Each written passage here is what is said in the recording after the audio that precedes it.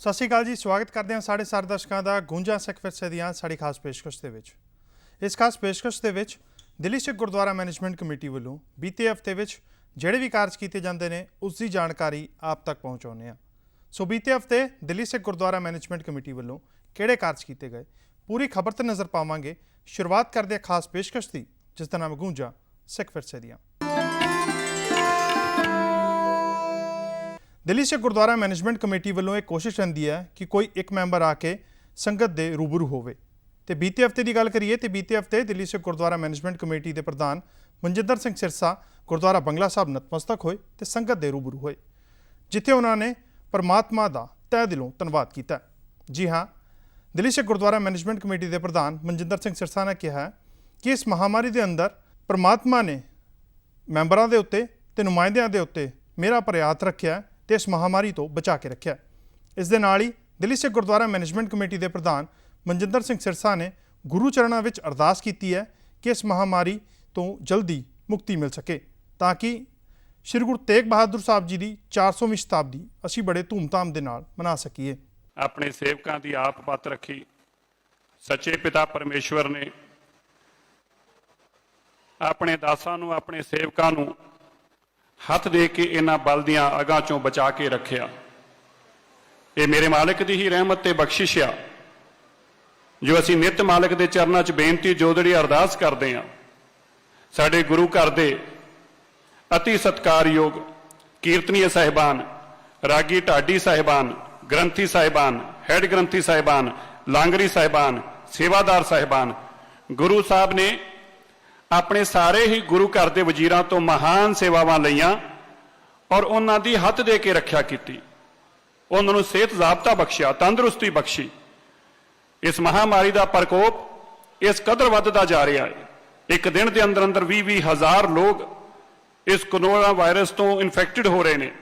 दिल्ली का ग्राफ भी बड़ी तेजी नाल वध रहा है। डॉक्टरों का मनना है कि आने वाले अक्तूबर नवंबर तक दिल्ली बहुत ज़्यादा पीक ते पहुंचूगी। ये मेरे मालिक नूं ही पता है, सच्चे पिता परमेश्वर नूं। असीं ते दाता दे चरनां च नित बेनती जोदड़ी अरदास करते हैं, हे मालिक सानूं बचा लो, साडे ते कृपा करो। अपने सेवकों की आप ने ही पत रखी, अपने सेवकों की आप ने ही पत रखनी आ।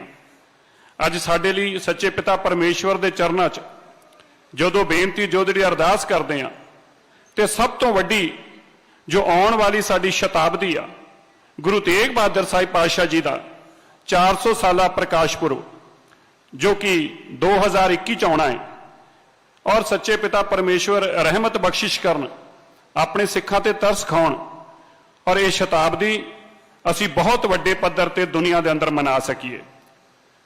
क्योंकि दिन बहुत थोड़े रहिंदे जा रहे हैं। असी ते नित मालिक दे चरनां च बेनती ही कर सकते हैं, सच्चे पातशाह दे चरनां च अरदास ही कर सकते हैं।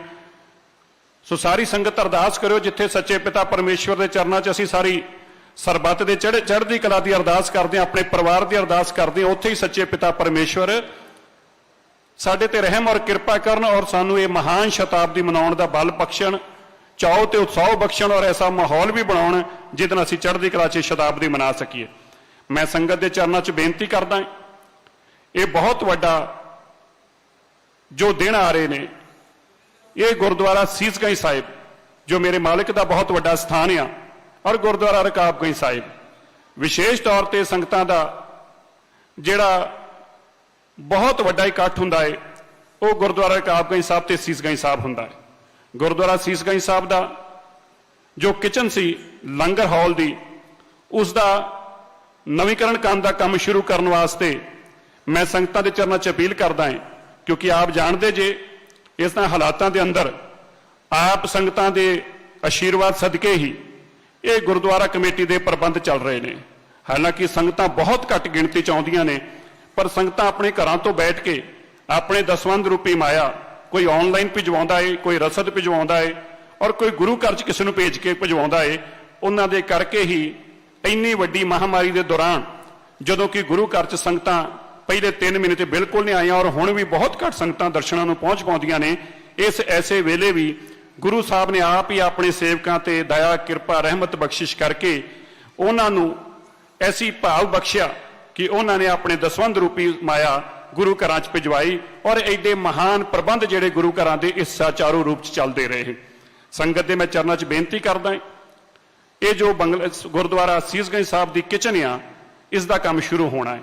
ਸੋ ਮੈਂ ਗੁਰੂ ਪਿਆਰਿਆਂ ਦੇ ਚਰਨਾਂ 'ਚ ਬੇਨਤੀ ਕਰਾਂ, ਜਿਸ ਤਰ੍ਹਾਂ ਆਪਣੇ ਬਹੁਤ ਵੱਡੇ ਪ੍ਰਬੰਧਾਂ 'ਚ ਹੁਣ ਤੱਕ ਯੋਗਦਾਨ ਦਿੱਤਾ ਹੈ, ਇਸ ਕਿਚਨ ਵਾਸਤੇ ਵੀ ਇਹ ਸਾਰੀ ਕਿਚਨ ਨਵੀਂ ਬਣਨੀ ਆ, ਇਹਦੇ ਅੰਦਰ ਪਲਾਂਟ ਵੀ ਸਾਰੇ ਨਵੇਂ ਲੱਗਣੇ ਨੇ। ਸੋ ਜਿਹੜੇ ਪਰਿਵਾਰ ਆਪਣੀ ਇਸ ਸੇਵਾ 'ਚ ਯੋਗਦਾਨ ਪਾਉਣਾ ਚਾਹਣ, ਵਿਸ਼ੇਸ਼ ਤੌਰ ਤੇ ਇਸ ਕਿਚਨ ਦੇ ਗੁਰੂ ਸੀਸਗੰਜ ਸਾਹਿਬ ਦੇ ਗੁਰਦੁਆਰਾ ਸਾਹਿਬ ਦੀ, ਉਹ ਜ਼ਰੂਰ ਆਪਣੀ ਇਸ ਮਾਇਆ 'ਚ ਹਿੱਸਾ ਪਾਉਣ, ਇਸ ਸੇਵਾ 'ਚ ਹਿੱਸਾ ਪਾਉਣ।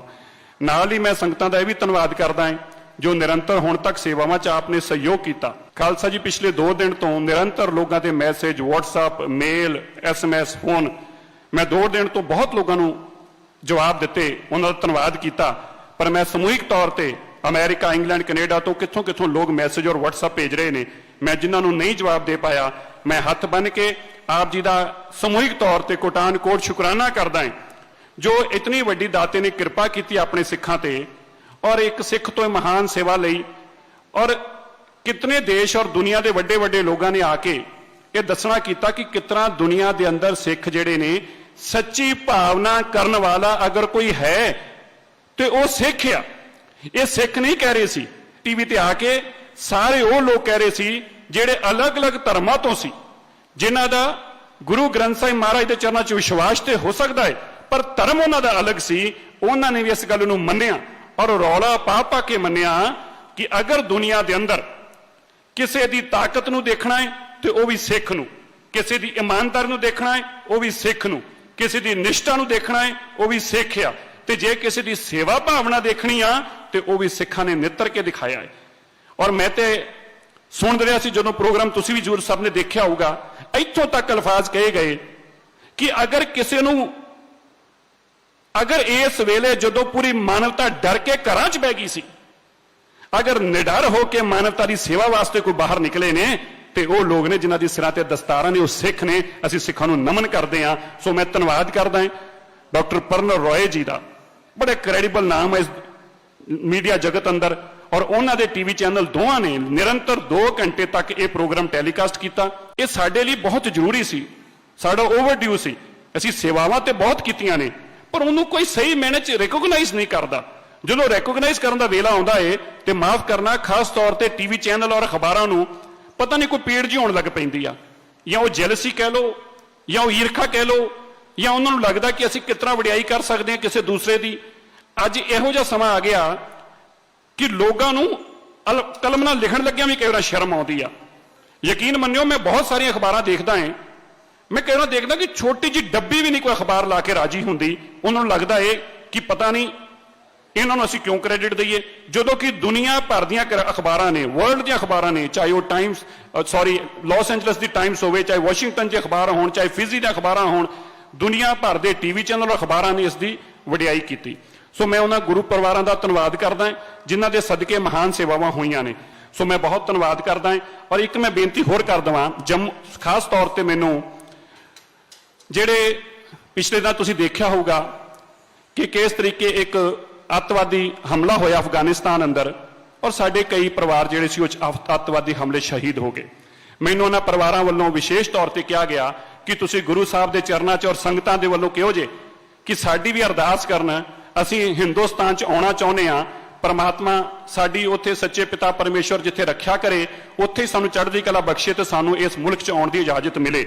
ਮੈਂ ਸੰਗਤ ਨੂੰ ਵੀ ਦੱਸਣਾ ਚਾਹੁੰਦਾ, ਅਫਗਾਨਿਸਤਾਨ ਦੀ ਸੰਗਤ ਨੂੰ ਵੀ ਦੱਸਣਾ ਚਾਹੁੰਦਾ ਹੈ ਕਿ ਮੈਂ ਇਸ ਦੇ ਮਾਮਲੇ 'ਚ ਦੇਸ਼ ਦੇ ਗ੍ਰਹਿ ਮੰਤਰੀ ਜੀ ਨਾਲ ਗੱਲਬਾਤ ਕੀਤੀ।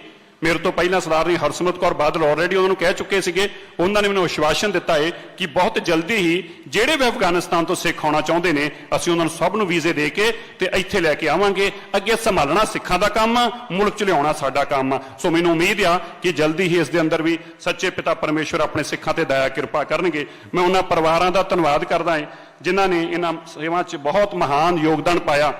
ਸਰਦਾਰ ਮਨਬੀਰ ਸਿੰਘ ਜੀ ਗਿੱਲ ਸਾਹਿਬ ਵੱਲੋਂ 50,000 ਰੁਪਇਆ, ਸਰਦਾਰ ਰਮਨਦੀਪ ਸਿੰਘ ਜੀ ਵੱਲੋਂ 50,000 ਰੁਪਇਆ, ਸਰਦਾਰ ਪਰਮੀਤ ਸਿੰਘ ਜੀ ਵੱਲੋਂ 50,000 ਰੁਪਇਆ, ਸਰਦਾਰ ਪਰਮਿੰਦਰ ਸਿੰਘ ਜੀ ਉੱਪਲ ਵੱਲੋਂ 50,000 ਰੁਪਇਆ, ਸਰਦਾਰ ਉਪਿੰਦਰ ਸਿੰਘ ਜੀ ਮਰਵਾ ਵੱਲੋਂ 50,000 ਰੁਪਇਆ, ਸਰਦਾਰ ਹਰਮਿੰਦਰ ਸਿੰਘ ਜੀ ਵੱਲੋਂ 50,000 ਰੁਪਇਆ, ਦੀਪ ਲਲਵਾਨੀ ਜੀ ਵੱਲੋਂ 40,000 ਰੁਪਇਆ, ਨਟਰਾਜਨ ਰਾਮਾ ਨਈਹਰ ਵੱਲੋਂ 50,000 ਰੁਪਇਆ, ਡਾਕਟਰ ਸ਼ਰਨਜੀਤ ਸਿੰਘ ਜੀ ਠੁਕਰਾਲ ਵੱਲੋਂ 1 ਲੱਖ ਰੁਪਇਆ, ਅਦੀਪ ਸਿੰਘ ਬਿੰਦਰਾ ਜੀ ਵੱਲੋਂ 51,000 ਰੁਪਇਆ, ਰੀਟਾ ਬਿੰਦਰਾ ਜੀ ਵੱਲੋਂ 1 ਲੱਖ ਰੁਪਇਆ, ਰਵੀਵੀਰ ਸਿੰਘ ਭੱਲਾ ਜੀ ਵੱਲੋਂ 1 ਲੱਖ ਰੁਪਇਆ, ਟੈਗਰੋ ਕੈਮੀਕਲਸ ਇੰਡੀਆ ਲਿਮਟਿਡ, ਇਹ ਕੋਈ ਸਾਊਥ ਇੰਡੀਆ ਦੀ ਫਰਮ ਆ, ਉਹਨਾਂ ਨੇ 5 ਲੱਖ ਰੁਪਇਆ ਭੇਜਿਆ, ਉਹਨਾਂ ਦਾ ਵੀ ਧੰਨਵਾਦ। ਸਰਦਾਰ ਗੁਰਦੀਪ ਸਿੰਘ ਸੋਨੀ ਜੀ ਵੱਲੋਂ 5 ਲੱਖ ਰੁਪਇਆ, ਉਹਨਾਂ ਦਾ ਧੰਨਵਾਦ। ਈਕੋ ਮੈਨੇਜਮੈਂਟ ਸੋਲਿਊਸ਼ਨਸ ਵੱਲੋਂ 1 ਲੱਖ ਰੁਪਇਆ, ਸਰਦਾਰ ਜਿੰਦਰਪਾਲ ਸਿੰਘ ਜੀ ਸੇਠੀ ਵੱਲੋਂ 1 ਲੱਖ ਰੁਪਇਆ, ਸਰਦਾਰ ਵਰਿੰਦਰ ਸਿੰਘ ਜੀ ਚੰਡੋਕ ਸਾਹਿਬ ਵੱਲੋਂ 5 ਲੱਖ ਰੁਪਇਆ, ਸਰਦਾਰ ਸ਼੍ਰੀ ਅਜੇ ਮਲਹੋਤਰਾ ਜੀ ਵੱਲੋਂ 1 ਲੱਖ ਰੁਪਇਆ, ਰਾਈਸਿਸ ਪ੍ਰਾਈਵੇਟ ਲਿਮਟਿਡ ਵੱਲੋਂ 4,01,000 ਰੁਪਇਆ, ਪ੍ਰਵਿੰਦਰ ਕੌਰ ਜੀ ਵੱਲੋਂ 1,11,000 ਰੁਪਇਆ, ਕਲਿਆਣ ਕੌਰ ਜੀ ਵੱਲੋਂ 51,000 ਰੁਪਇਆ, ਇੰਦਰਜੀਤ ਸਿੰਘ ਜੀ ਵੱਲੋਂ 61,000 ਰੁਪਇਆ, ਹਰਚਰਨ ਸਿੰਘ ਜੀ ਪ੍ਰਤਾਪ ਸਿੰਘ ਜੀ ਵੱਲੋਂ 1 ਲੱਖ ਰੁਪਇਆ। ਸੰਗਤਾਂ ਦਾ ਹੋਰ ਵੀ ਬਹੁਤ ਯੋਗਦਾਨ ਆਉਂਦਾ ਹੈ, ਜਿਵੇਂ ਕਿ ਮੈਂ ਪਹਿਲਾਂ ਵੀ ਦੱਸਿਆ ਸੀ ਕਿ ਜਦੋਂ ਤੱਕ ਸੀਸਗੰਜ ਮੈਗਜ਼ੀਨ ਸਾਡੀ ਨਹੀਂ ਸ਼ੁਰੂ ਹੁੰਦੀ ਔਰ ਨਾਲ ਹੀ ਸਾਰੇ ਗੁਰੂ ਘਰਾਂ ਦੇ ਅੰਦਰ ਇਹ ਸਾਰਾ ਹਿਸਾਬ ਜਿਹੜੀ ਵੀ ਸੰਗਤ ਨੇ ਅੱਜ ਤੱਕ ਚਾਹੇ 100 ਰੁਪਇਆ ਵੀ ਮਾਇਆ ਭੇਜੀ ਆ, ਬੈਂਕ ਸਟੇਟਮੈਂਟ ਨੂੰ ਨਾਲ ਲਗਾ ਕੇ ਤੇ ਗੁਰੂ ਘਰਾਂ ਦੇ ਨੋਟਿਸ ਬੋਰਡ ਦੇ ਉੱਤੇ ਔਰ ਆਪ ਸੰਗਤਾਂ ਵੱਲੋਂ ਦਿੱਤੀ ਹੋਈ ਇਹ ਮਹਾਨ ਸੇਵਾ ਕਿੱਥੇ ਲੱਗਦੀ ਆ। ਵੈਸੇ ਤੇ ਮੈਂ ਤੁਹਾਨੂੰ ਪਹਿਲਾਂ ਵੀ ਬਾਰ-ਬਾਰ ਦੱਸਿਆ ਕਿ 3 ਹੀ ਕਾਰਜਾਂ ਚ ਆਉਂਦੀ ਆ। ਇੱਕ, ਗੁਰੂ ਘਰ ਦੀਆਂ ਮਹਾਨ ਸੇਵਾਵਾਂ ਦੇ ਜਿਹੜੇ ਸੇਵਾਦਾਰ ਨੇ ਉਹਨਾਂ ਦੇ ਤਨਖਾਹਾਂ ਵਾਸਤੇ, ਇਹ ਜੋ ਤੁਸੀਂ ਦੇਖਦੇ ਜੇ ਬਿਜਲੀ ਦੇ ਬਿੱਲ ਔਰ ਗੈਸ ਦੇ ਵਾਸਤੇ, ਔਰ ਬਾਕੀ ਸਾਡੇ ਸਟਾਫ ਦੀ ਤਨਖਾਹਾਂ ਵਾਸਤੇ। ਇਸ ਤੋਂ ਇਲਾਵਾ ਗੁਰਦੁਆਰਾ ਕਮੇਟੀ ਜੋ ਤੁਸੀਂ ਮਾਇਆ ਭੇਜਦੇ ਜੇ, ਗੁਰੂ ਘਰ ਦੇ ਪ੍ਰਬੰਧ ਦੇ ਇਲਾਵਾ ਨਾ ਹੀ ਕੋਈ ਹੋਰ ਕੰਮ ਹੁੰਦਾ ਹੈ ਤੇ ਨਾ ਹੀ ਕਿਤੇ ਜਾ ਸਕਦੀ ਆ, ਪਰ ਫਿਰ ਵੀ ਕਿਉਂਕਿ ਤੁਸੀਂ ਬੜੀ ਭਾਵਨਾ ਔਰ ਸ਼ਰਧਾ ਨਾਲ ਭੇਜੀ ਹੁੰਦੀ ਆ, ਸਾਡਾ ਫਰਜ਼ ਬਣਦਾ ਹੈ। ਔਰ ਇਹ ਸਾਰੇ ਹਿਸਾਬ ਵੀ ਜਿਹੜੇ ਆ ਅਸੀਂ ਆਪਣੇ ਫੇਸਬੁੱਕ ਪੇਜ ਤੇ ਵੀ ਔਰ ਵੈਬਸਾਈਟ ਤੇ ਵੀ ਪਾਉਨੇ ਆ। ਮੈਂ ਆਪ ਸੰਗਤਾਂ ਦਾ ਬਹੁਤ ਬਹੁਤ ਧੰਨਵਾਦ ਕਰਦਾ ਔਰ ਮੈਨੂੰ ਉਮੀਦ ਆ ਕਿ ਨਿਰੰਤਰ ਆਪ ਜੀ ਦੀਆਂ ਜੋ ਮਹਾਨ ਸੇਵਾਵਾਂ ਪੈ ਰਹੀਆਂ ਨੇ, ਇਹਨਾਂ ਸਦਕੇ ਹੀ ਇਹ ਪ੍ਰਬੰਧ ਚੱਲਦੇ ਪਏ ਨੇ ਔਰ ਇਹਨਾਂ ਸਦਕੇ ਹੀ ਇਹ ਪ੍ਰਬੰਧ ਚੱਲਦੇ ਰਹਿਣ। ਇਸ ਕਰਕੇ ਤੁਸੀਂ ਗੁਰੂ ਚਰਨਾਂ 'ਚ ਆਪਣੀ ਇਸੇ ਤਰ੍ਹਾਂ ਹੀ ਭਾਵਨਾ ਸਤਿਕਾਰ ਦੇ ਰੂਪ ਅੰਦਰ ਆਪਣੇ ਦਸਵੰਧ ਦੀ ਮਾਇਆ ਪਾਉਂਦੇ ਰਹੋ ਤਾਂ ਕਿ ਗੁਰੂ ਘਰ ਦੇ ਪ੍ਰਬੰਧ ਸੁਚਾਰੂ ਰੂਪ ਨਾਲ ਚੱਲ ਸਕਣ। ਗੂੰਜਾਂ ਸਿੱਖ ਵਿਰਸੇ ਦੀਆਂ ਸਾਡੀ ਖਾਸ ਪੇਸ਼ਕਸ਼ ਇਸੇ ਤਰ੍ਹਾਂ ਜਾਰੀ ਰਹੇਗੀ। ਫਿਲਹਾਲ ਰੁਕਦੇ ਹਾਂ ਬ੍ਰੇਕ ਦੇ ਲਈ।